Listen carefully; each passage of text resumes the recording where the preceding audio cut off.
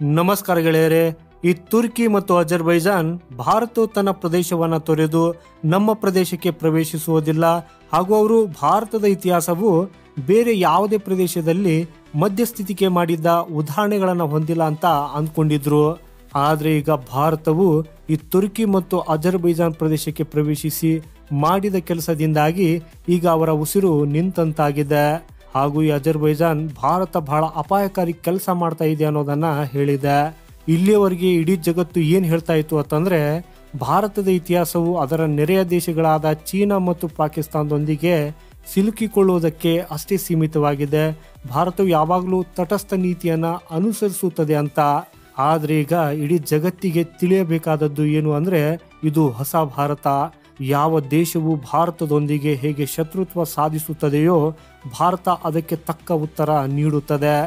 ತುರ್ಕಿ ಮತ್ತು ಅಜರ್ಬೈಜಾನ್ ಭಾರತದ ನೆರೆಯ ದೇಶ ಪಾಕಿಸ್ತಾನವನ್ನು ತಲುಪಿದಾಗ ಭಾರತ ಈಗ ತುರ್ಕಿ ಮತ್ತು ಅಜರ್ಬೈಜಾನ್ನ ನೆರೆಯ ದೇಶವಾದ ಅರ್ಮೇನಿಯಾಗೆ ತಲುಪಿದೆ. ಆದರೆ ಈ ಬಾರಿ ಭಾರತದ ಈ ಅರ್ಮೇನಿಯಾ ಎಂಟ್ರಿಯು ಸಾಮಾನ್ಯ ವಿಷಯವಲ್ಲ. ಯಾಕಂದ್ರೆ ಈ ಬಾರಿ ಭಾರತವು ನೇರವಾಗಿ ಅರ್ಮೇನಿಯಾದ ಸೇನೆಯನ್ನ ಕಂಟ್ರೋಲ್ ಮಾಡಿದೆ. ಹೌದು ಗೆಳೆಯರೆ, ನೀವು ಸರಿಯಾಗಿ ಕೇಳಿದ್ದೀರಿ.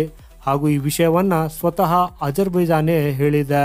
ಅಜರ್ಬೈಜಾನ್ನ ಪಾಲಿಸಿ ಮೇಕರ್ಸ್ ಅಂದ್ರೆ ನೀತಿ ನಿರೂಪಕರು ಅರ್ಮೇನಿಯಾ ಕೇವಲ ಭಾರತದಿಂದ ಶಸ್ತ್ರಾಸ್ತ್ರಗಳನ್ನು ಖರೀದಿಸುತ್ತಿಲ್ಲ, ಬದಲಿಗೆ ಅರ್ಮೇನಿಯಾ ಸೇನೆಗೆ ಕಾರ್ಯತಂತ್ರಗಳನ್ನು ರೂಪಿಸುವ ಕೆಲಸವನ್ನ ಭಾರತ ಮಾಡ್ತಾ ಇದೆ ಅಂತ ಹೇಳಿಕೊಂಡಿದ್ದಾರೆ.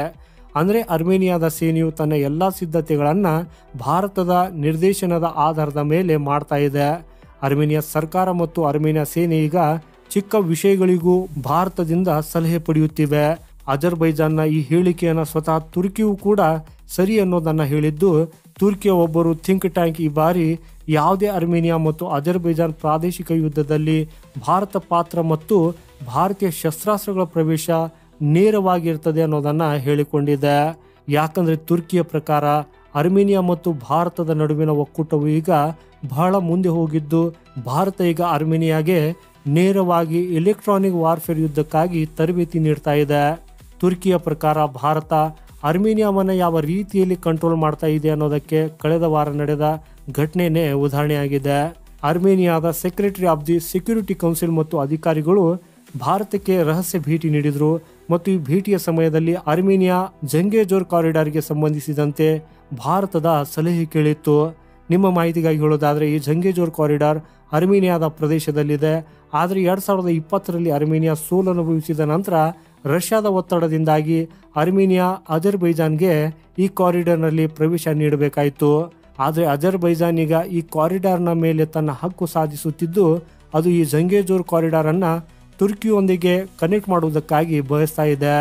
2020ರ ಯುದ್ಧದಲ್ಲಿ ರಷ್ಯಾ ಅರ್ಮೇನಿಯಾಗೆ ದ್ರೋಹ ಬಗೆದಿದ್ರು ಈ ಬಾರಿಯ ಪರಿಸ್ಥಿತಿ ಸಂಪೂರ್ಣವಾಗಿ ಭಿನ್ನವಾಗಿದೆ.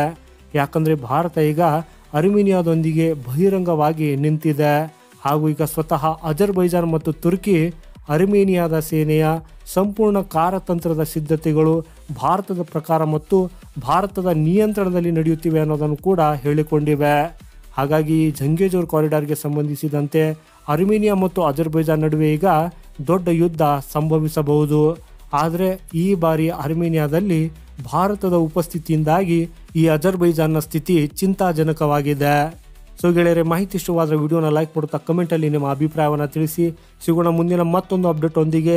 ವಂದೇ ಮಾತರಂ. ಭಾರತ್ ಮಾತಾ ಕಿ ಜೈ.